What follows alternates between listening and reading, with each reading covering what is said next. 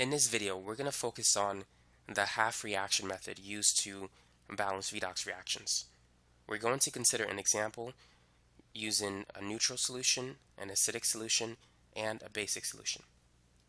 So let's start with a neutral solution. Let's say if aluminum metal reacts with nickel plus 2 and it produces the aluminum plus 3 cation and nickel metal. Go ahead and balance this reaction using the half reaction method. Now, when balancing a redox reaction, you need to make sure that not only the particles are balanced, the atoms and the ions, but also that you have charge balance. The charges must be balanced on both sides. In this example, we have one aluminum atom and ion on both sides, and we have a nickel particle on the left and one on the right. So the atoms are balanced, but however the charges are not. The left side contains a net charge of positive 2. The right side contains a total charge of positive 3. So this reaction is not balanced yet. So what we're going to do is we're going to separate it into half reactions. Let's start with the first one. Aluminum becomes Al plus 3. Now, in order to balance it, we need to balance the charge. The net charge on the left is 0. The net charge on the right is 3. So the difference between these two numbers is 3. We're going to add 3 electrons to the side with the higher charge. And so the first half reaction is balanced. Whenever the electrons are on the right side, this half reaction represents an oxidation reaction. Now let's move on to the second half reaction. Nickel plus 2 turns into nickel. Now, in order to balance the charge, we got to add 2 electrons to the left side. So whenever the electrons are on the left side, you have a reduction half reaction. Now, before we can add the 2 half reactions, we need to make sure the number of electrons are the same on both sides. The least common multiple of 2 and 3 is 6. So we need to get 6 electrons on both reactions. Let's multiply the first one by 2 and the second one by 3. So what we're going to have is 2Al, which becomes 2Al plus 3 plus 6 electrons. And then below that, 3 nickel 2 plus cations plus 6 electrons, which becomes 3 nickel atoms. Now we're going to add these 2 half reactions. Notice that the electrons cancel. When that happens, the charges will be balanced. So I'm going to put this up here. So on the left side, we have these 2. We have 2 aluminum atoms reacting with 3 nickel ions. And on the right side, we have those 2 species. 2 aluminum cations are being produced and 3 nickel atoms. So notice that the number of nickel particles is the same on both sides, and the number of aluminum particles is the same. And the total charge is the same. On the left side, it's 3 times 2, which is positive 6. And on the right side, it's 2 times 3, which is positive 6. So when balancing a redox reaction, you need to make sure that the number of atoms are the same on both sides. And also, the total charge has to be the same on both sides. Now let's move on to our next example. Zinc reacts with bromate to produce the zinc cation and bromide. Balance this reaction under acidic conditions. Under acidic conditions, you can add H plus and water to balance a half reaction. So let's start with zinc. In order to balance this half reaction, all we need to do is add 2 electrons. Now let's move on to the second half reaction, where bromate becomes bromide. Now we already have 1 bromine atom on both sides. So the next thing we need to do is balance the oxygen atoms. And to do that, we got to add water. So we need to add 3 water molecules to the right side, in order to balance it. So we have 3 oxygen atoms on both sides. But now we have 6 hydrogen atoms on the right side. So we need to add 6 H plus ions to the left. Now that all the atoms are balanced, we need to balance the charges. The net charge on the left side is -1.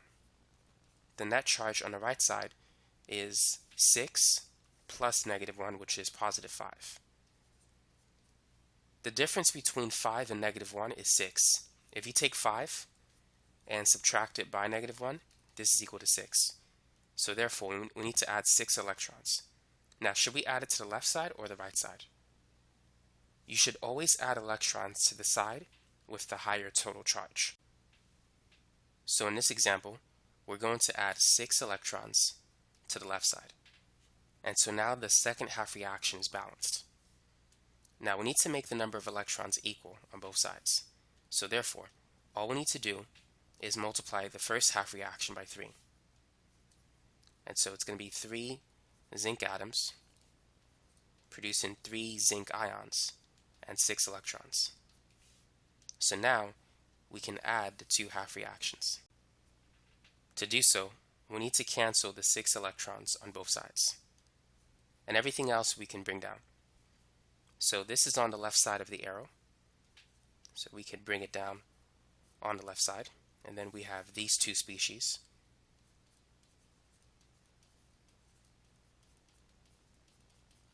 And on the right side, we have 3 zinc ions,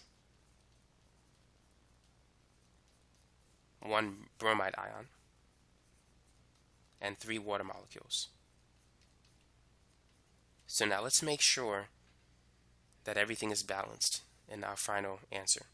So we have 1 bromine atom on both sides. We have 3 zinc particles on both sides. 6 hydrogen atoms, 3 times 2 is 6. And now let's check the total charge. The total charge on the left side is 6 plus -1, so it's +5. On the right side, it's 3 times 2, which is 6, plus -1, and so that too is +5. So now the total charge is the same, and the number of particles is the same on both sides. So therefore, this is the balanced chemical reaction. Now let's try another example, and let's balance it using the half reaction method under basic conditions.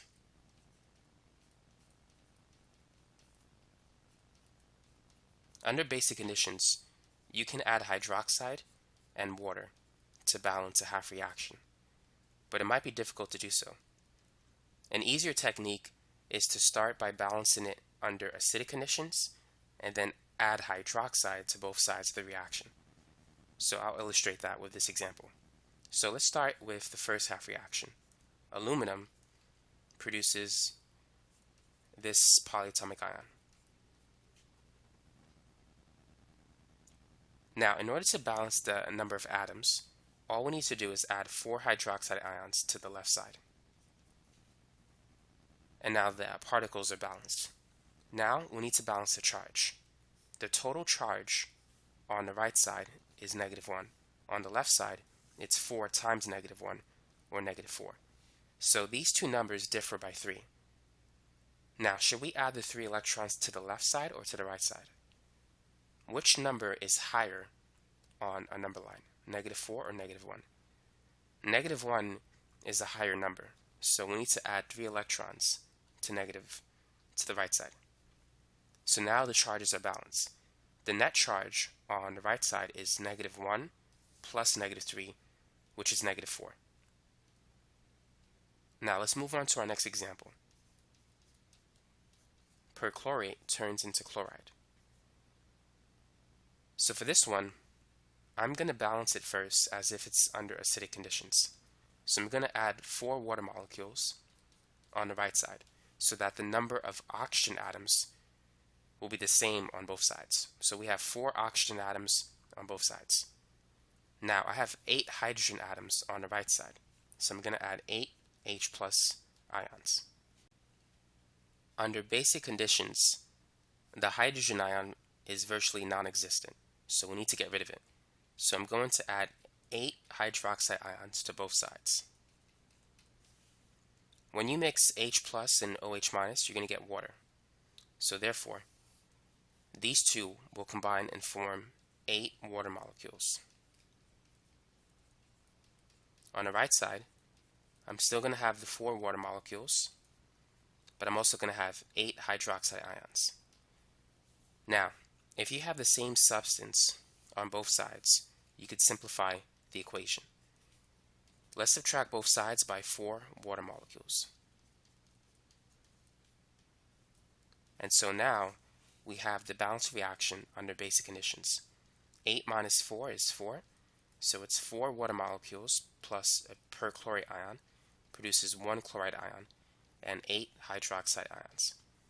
So notice that the number of atoms is balanced in this reaction. We have 8 hydrogen atoms on both sides, and we have 8 oxygen atoms on the right side. We have 4 from water and 4 from the chlorate ion, the perchlorate ion. Now all we need to do is balance the charges. So the net charge on the left side is -1. The total charge on the right side is -1 plus -8, or -9. So these two numbers differ by 8, and -1 is higher than -9. So I'm going to add 8 electrons to the left side.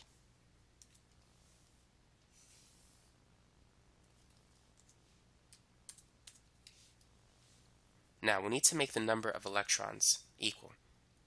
So 3 times 8 is 24. That's the least common multiple between 3 and 8. So I need to multiply this reaction by 8 to get 24 electrons, and this one by 3 to get 24 electrons as well. So then this is going to be 32 hydroxide ions plus 8 aluminum atoms, and that produces 8 aluminum hydroxide ions plus 24 electrons. Now let's move on to this one. Let's multiply everything by 3. So we're going to have 24 electrons plus 12 water molecules plus 3 perchlorate ions, and that's going to produce 3 chloride ions and 24 hydroxide ions. So now that we have the same number of electrons on both sides, we can add the two half reactions. So let's cancel the number of electrons. And so on the left we have 32 hydroxide ions plus 8 aluminum atoms, 12 water molecules, and 3 perchlorate ions. On the right side we have this stuff, 3 chloride ions and 24 hydroxide ions. So notice that we can reduce this reaction because we have hydroxide on both sides. So what we need to do is subtract both sides by 24 hydroxide ions. So these two will disappear. So the final answer is going to be 32 minus 24, which is 8. So we have 8 hydroxide ions, 8 aluminum atoms, 12 water molecules, 3 perchlorate ions, and that yields 3 chloride ions, 8 aluminum hydroxide ions, and that's about it. Now let's make sure that the reaction is balanced. So we have 8 aluminum atoms on both sides. We have 3 chlorine atoms on both sides.